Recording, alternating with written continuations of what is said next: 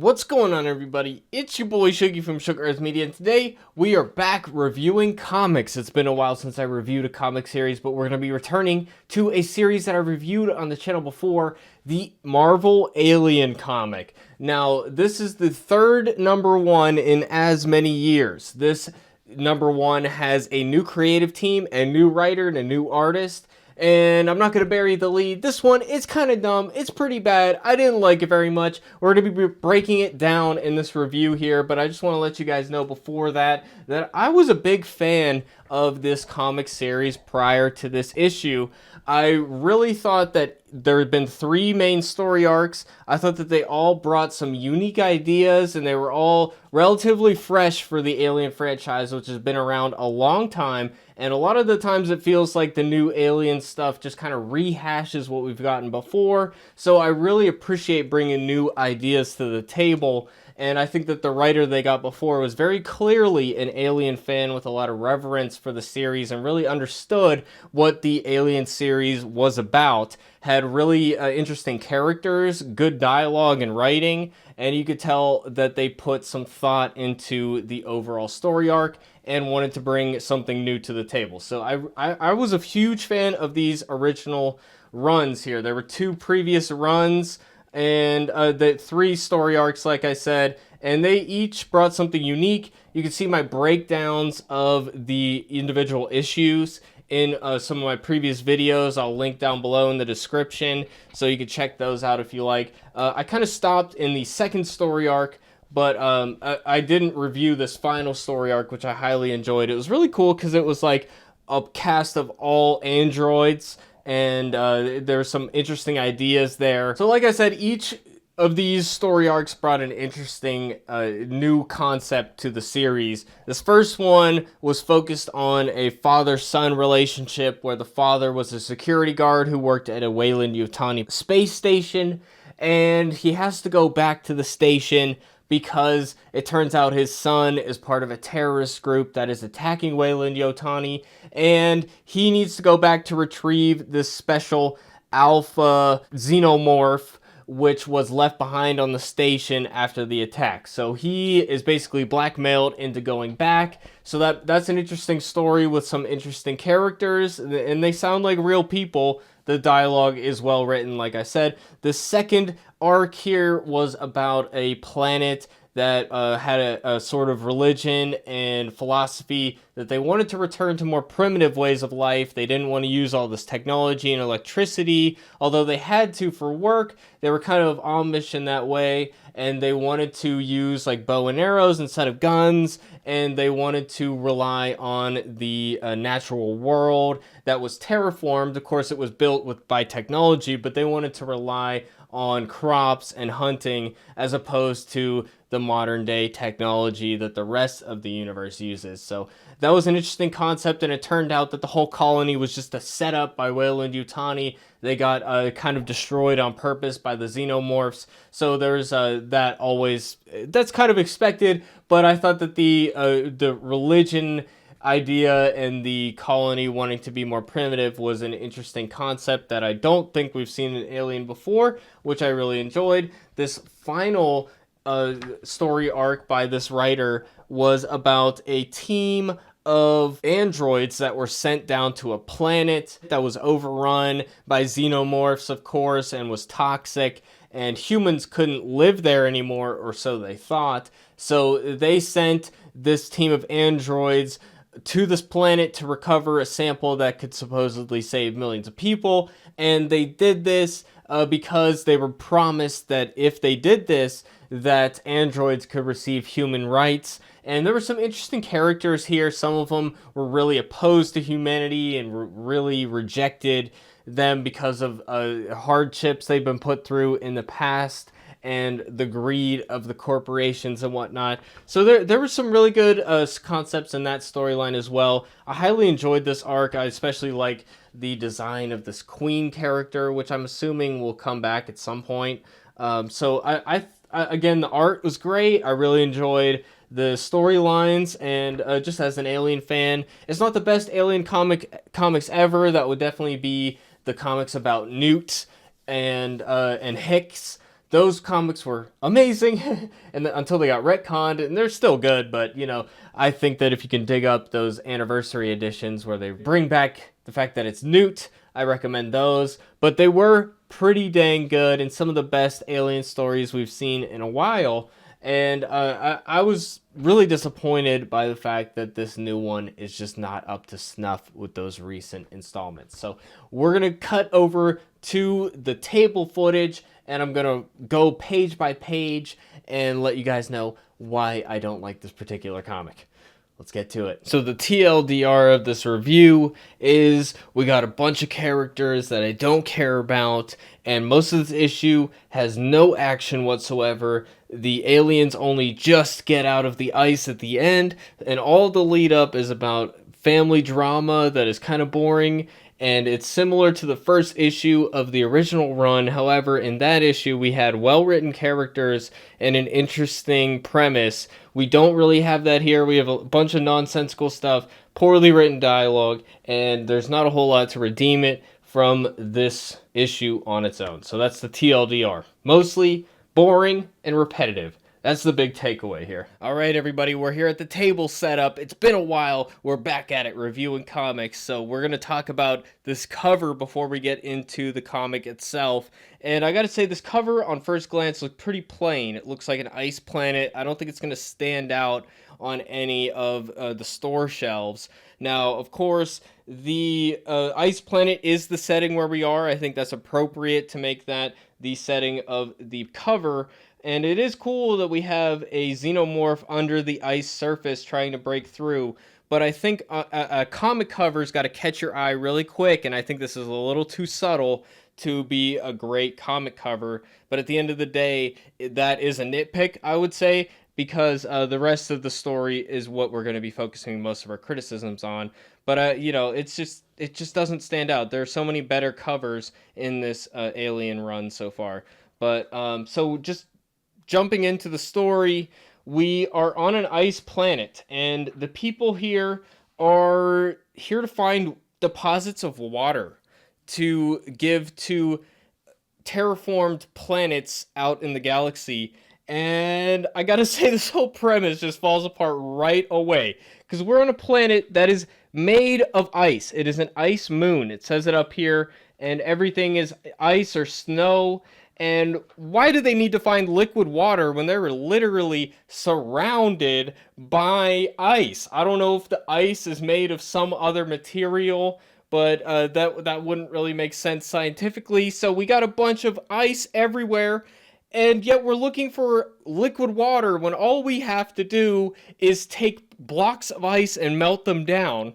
I don't know why we're looking for water. Why are we burrowing into the ice to find water? It makes no sense at all. So instantly, premise, dumb. Stupid, okay? There's just no argument against that, in my opinion, okay? So we start off this comic with a very generic voiceover, and we got kind of xenomorphs frozen under the water, and the art style is fine. I prefer the old art style, but there's nothing too bad about the art. It's definitely competently composed, and everything looks all right. So I'm not going to complain about the art too much at all. But, you know, I just got to say the writing of this voiceover is very generic. Space. Cold, they say. An infinite expanse of cold. And I get what they're going for, you know, attaching space with cold and this ice planet. I get that. It just sounds very generic and overly philosophical, but not as profound as it wants to be. It doesn't really have a point to make. It's just kind of generic, you know, despite the danger, we own the cold, and we adapt, and yada yada, and, you know, it just sounds generic, you know. Nothing particularly wrong with it, but it's just generic. And then it says down here, we're not the only ones. The difference with us, though, is that when we enter an environment, everything changes. And I'm just thinking, yeah, in the xenomorphs, it doesn't change everything there. We know in the Alien franchise that they can take over animals as well. They're not just attacking humans. So, I don't know, they kind of change everything too. But, I don't know, they make a nest that's massive. So, you know, I don't know. But that's whatever. I don't know that makes us different from the xenomorphs, though, because they're kind of similar in that way. But anyways, and then, of course, it ends this monologue bringing up climate change, and that of course is their big point in the story. When humans show up, the temperature rises. Okay, great, but we're gonna get to why that's kind of dumb. Well, we already talked about it. They're looking for liquid water on this planet made of ice, so that's already dumb. But then the monologue's complaining about how we make the temperature rise, even though that's what they're here for, is to find liquid water in an ice planet. So that's the temperature rising. And also, these there's like 4 people on this planet. Okay, I don't think they're gonna ruin the environment. But whatever, okay, I don't know. It just sounds misplaced in this particular story, but maybe I'm wrong. Maybe it'll come back later. But that's kind of a nitpick. So we got our main characters here. We got the lead protagonist, of course, a young female protagonist with pink-colored hair. So it's definitely straight out of 2023. All you got to do is look at one panel of this comic and you know exactly what year it's coming from because it's got all the tropes, okay? We got the overly angry mother figure with the huge rim glasses that are all the rage nowadays. Even though this takes place in the future, it's definitely a 2023 comic. But that, you know, again, that's a nitpick. It's just kind of trendy nowadays, so it's a little bit generic. So we got Zasha and Dayton here, and it's not her dad, it's her mother's new husband. So you could say stepdad, I guess, but they don't really call him that here. So that's the characters, and I gotta say that they're pretty generic characters. The dad's here just to be overly angry over nothing in particular. He's just kind of mad all the time. He grumbles to himself. He's like, my daughters won't listen to me, and I'm scared of your mother, and she scares me, and she's in control of me, and I'm just like really upset because I have no control in my life. It's I don't know. I think this guy's really put upon and annoying to me. And the young girl is also annoying. You know, he's like, okay, I'll let you down there, even though presumably they've been working together every day for years at this point, and yet they're talking like this is their first time working together. So that's kind of weird because I don't think there's anybody else on this moon. It's just them, just this one family. So he's like, just careful down there. Something happens to you, your mom will throw me down there after you. And she's like, yeah, I know, Dayton. And yes, I do have to do the annoying voice, because that's how I picture this character, okay? I've been doing this for months if you haven't noticed, okay? And that's one thing with this comic is the dialogue is written not to sound natural. It is written so that they can say what the plot needs them to say at that particular moment. For example, so they have this snippy back and forth, and then later on, the daughter says, "Oh, don't pull me up yet. My mom's gonna be mad. Batia is gonna be mad at me." That's the mother's name, Batia. She's gonna be mad at me if I don't bring anything up. And yet, that would have been the perfect thing to say earlier. This is how the conversation could have went in my head.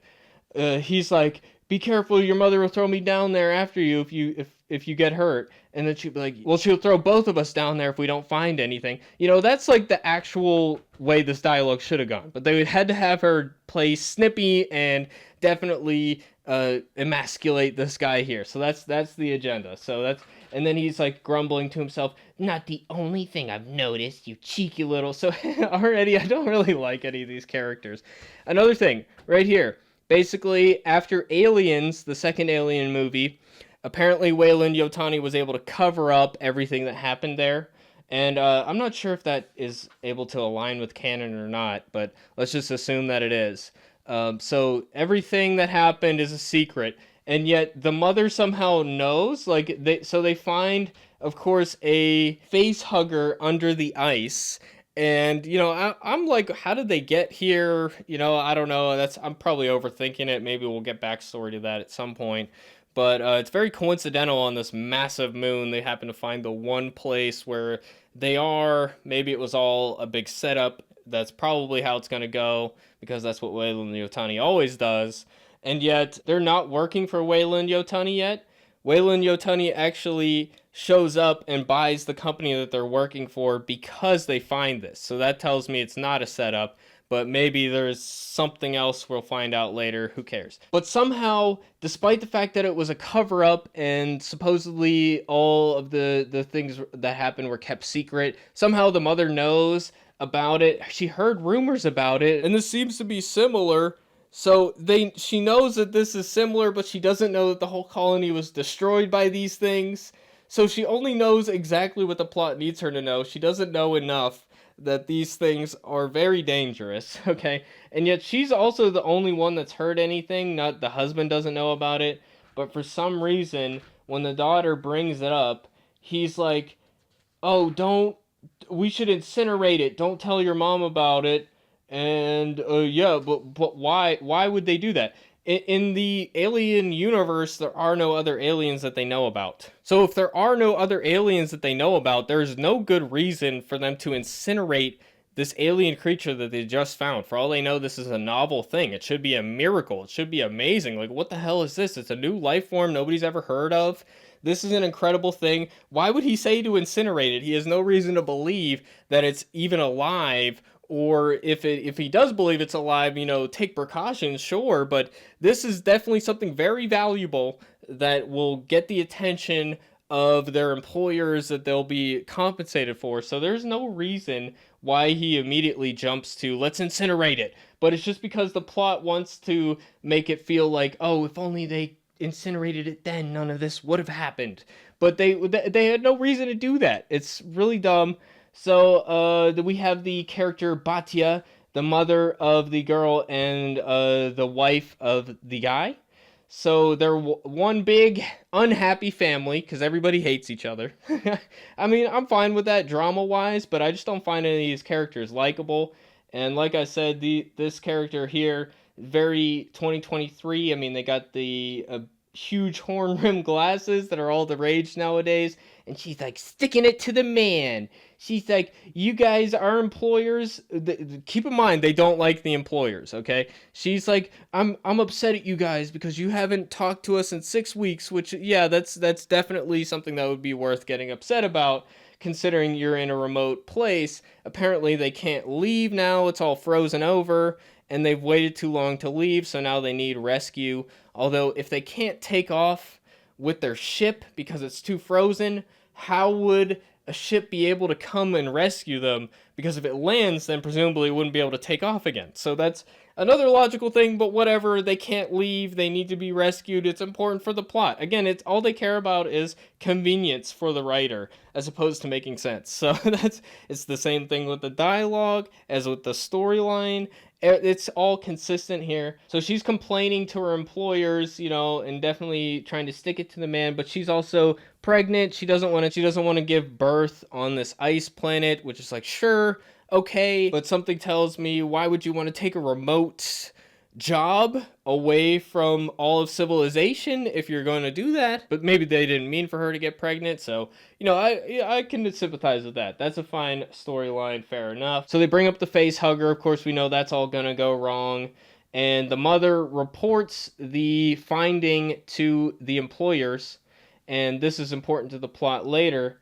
So they found that, they reported that, and then 2 weeks pass by, and they have the face hugger in storage. 2 weeks later, now the husband character, who also apparently he only has one arm because of an accident, we find out later. This is the first time they kind of drop it on us, where he's like, you could try cooking with one hand. And then I look back at the comic and I'm like, oh yeah, I guess they only show one hand, but there's nothing that indicates that. So I don't know. I feel like they probably should have revealed that earlier, but it's really not that important.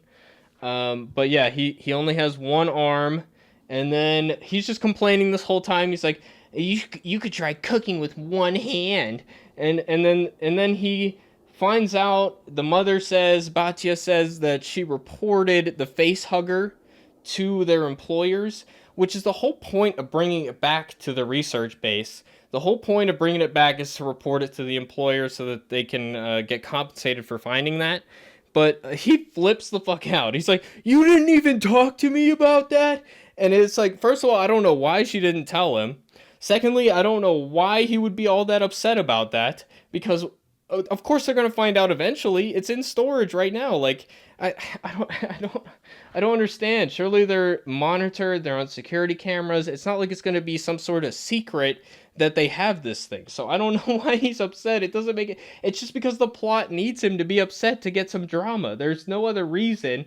And it's like she's the one in charge. She says, "So why would I need to run it by you? We're a family." And it's just fake drama, bro. And then she's like, "I'm not having this baby here." And he says, "This baby, not our baby." So I don't really feel for this relationship. I don't feel for this family. I don't like any of these people. So just right away, I mean, I'm here for the drama. I like, stuff about arguments that make sense, but this is it's just insufferable. And then, of course, Wayland Yutani shows up out of nowhere. And then they're upset about Wayland Yutani showing up because, of course, they work for another company. But then this guy is here. He says that the company they were working for was bought out by Wayland Yutani. We learned that that was because Wayland Yutani found out about the face hugger in storage. So this doesn't explain why the company completely abandoned their people. I suppose something was going on behind the scenes and the company collapsed or whatever. But I guess you can look past that. But what you can't look past is, again, for some reason the dad has to get angry. They're all upset about getting bought out by Wayland Yutani, which is like, I don't know why they hate Wayland Yutani so much. She's instantly glaring at them. Like, we hate them, of course, because they're the bad guys. But they don't like their employers anyway. So I don't know why they're so emotionally attached to this company that doesn't give a fuck about them, that they would get upset about another company buying them out. And hey, at least this company's here. At least this company's talking to you, unlike the one you were working for before. So I don't know what the issue is. Seems like an improvement to me. On the surface level, of course, we know the backstory with Wayland Yutani. We know that they're not the good guys. But still, that's worth pointing out. But again, why didn't Wayland Yutani let them know that this was happening? Why didn't they communicate to them before showing up? I don't know. Maybe they thought that they would dispose of the evidence of the face hugger or something. But I don't know. That seems like a stretch to me. I don't know why they wouldn't tell them that they were coming, tell them that the company got bought out. They just show up on their doorstep with a bunch of guns. So I don't know. It's a bit silly. But I don't know why they're so upset about it either. And also, here's another example of the dialogue just being written because the plot needs it to be written that way. So in this line here, he says, "I've been sent here by my employers to deliver some wonderful news." And then he says later, "We are your family," because the company was bought out. Okay, the writer didn't want to reveal that the company got bought out in this panel so that the rest of this conversation could happen, these two lines here. But really, if he wouldn't have said "here by my employers," he would have said "our employers," because they both work for the same company now. So I don't like. Again, it's just like I guess that's a nitpick, but I don't know. It doesn't feel like a nitpick. So okay, and then the dad gets really angry. "No fucking way." Again, why? I don't understand.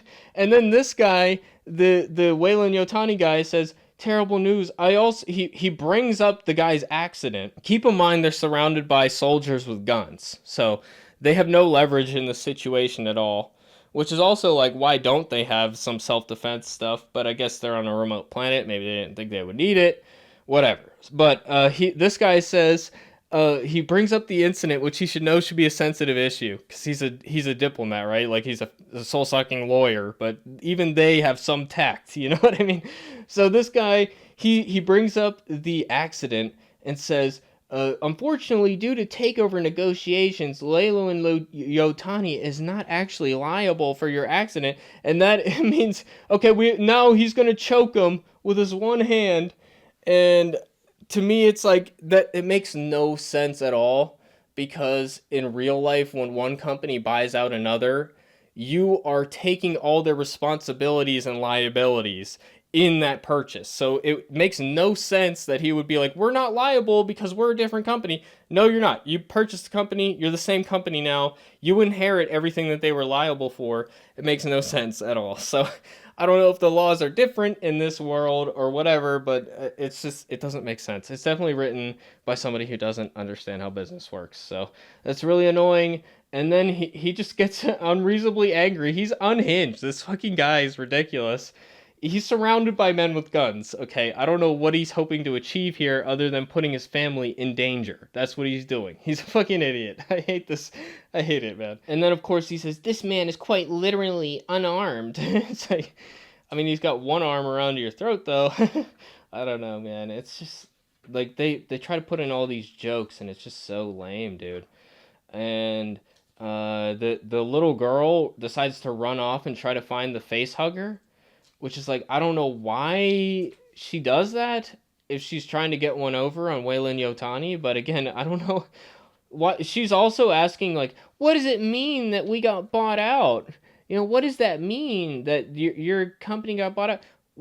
I know she's a kid, but she's not that dumb, right? Like, a company got bought out, like, you know what that means. What do you mean? What do you mean? What does that mean? I don't know, like, I don't know, dude. I'm losing brain cells trying to read this. So yeah, the girl decides to run away and try to find the face hugger, which we know is dumb and a bad idea. I don't know what she's hoping to achieve with that. And then we got soldiers talking about food and trying to make a joke, and it's totally wrong for the tone. Again, this art is cool, you know, and I like that this is kind of a shout out to the original movie where the original ship with the first xenomorph, that's kind of shaped like a hook. So it's definitely going for a reference there. So that's some smart. I don't know if the writer came up with that or the artist, but that's pretty cool. I'll give it a thumbs up on that. But yeah, I mean, just this writing isn't very good. He's like, what's out there? And then she says, what do you mean? Insult me if you like, but please not my intelligence. I mean, insulting your intelligence is insulting you, so I like that. It's just a dumb line. It's just really dumb. And if he is so intelligent, he would have found something better to say, bro. Like, it's just, I don't know, dude. And then, of course, he would know that that they found the face hugger. I don't know why she's trying to lie about it or play dumb, because he already knows. Like, I don't know why you're pretending. It's so dumb, bro. There's another little voiceover. She found out about the station, Epsilon Station. I believe we have something similar, but apparently she knows about it, which it was a secret, but she knows about it, but she doesn't know that it's actually dangerous. And then there's some xenomorphs getting out from under the ice, which I don't know how they've been there for so long, and just all of a sudden now they are able to get out.